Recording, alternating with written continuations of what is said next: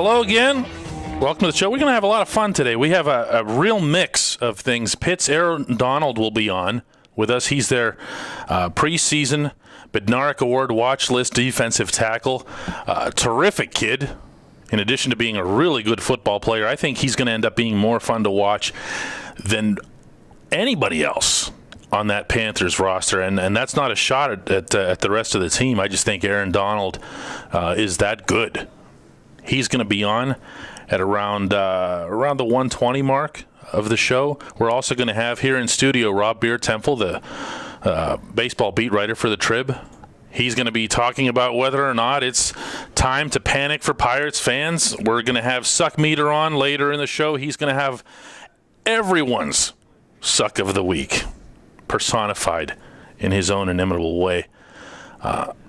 It's a rough time for the Pirates, and that's a crazy thing to say in the context of three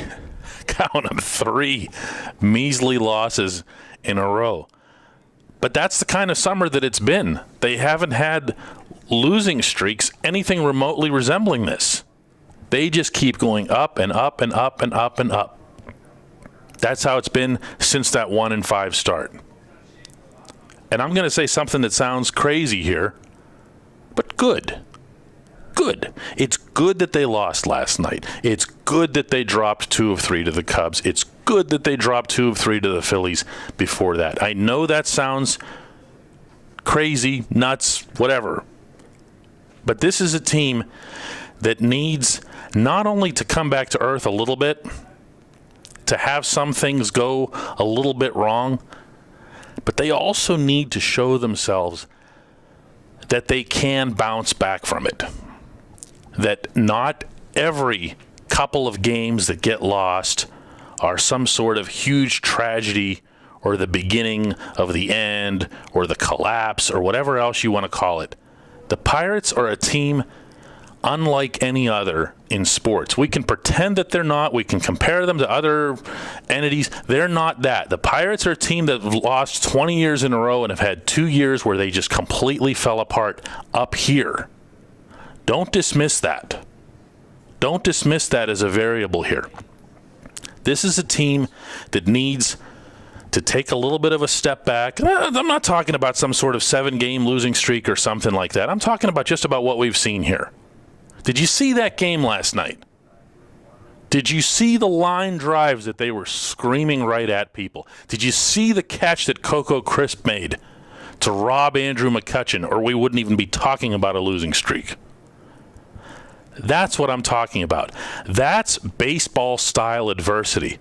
When you feel like you're doing everything right, you hit the ball right on the button. Clint Barmas had one of those too late in the game where you just scream the ball and the guy is just standing right there waiting to catch it. It's a different kind of frustration than striking out, than making an error. It's the kind of frustration that makes you think, wow, everything's really working against us right now. How are we going to get over this? This team needs a little bit of that. They need it now. They have a really good opponent here, obviously, in Oakland. First place team, terrific division, AL West. After this, they have a not really good opponent coming in the Mets, right before the All-Star break. Perfect timing. Perfect timing.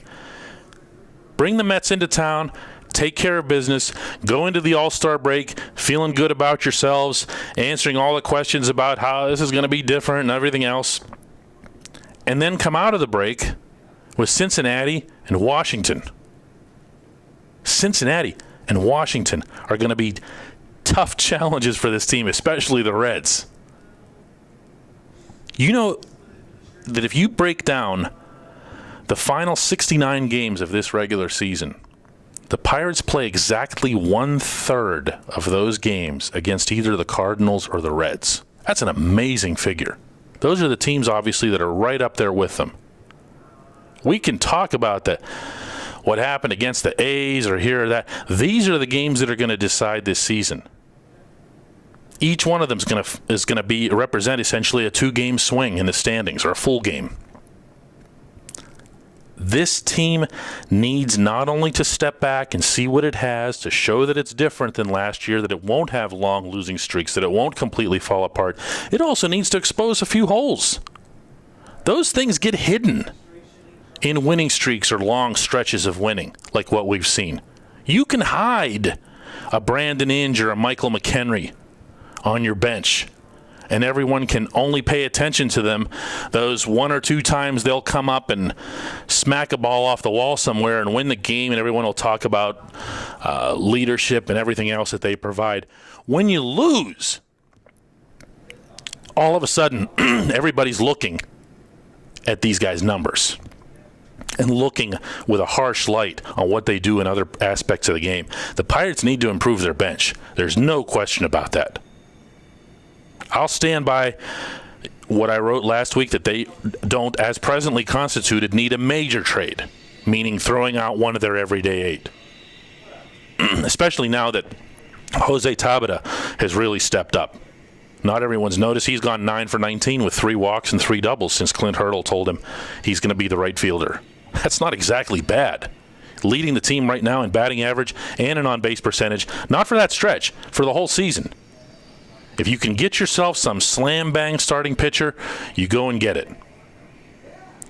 But you have to improve the bench. That's not optional.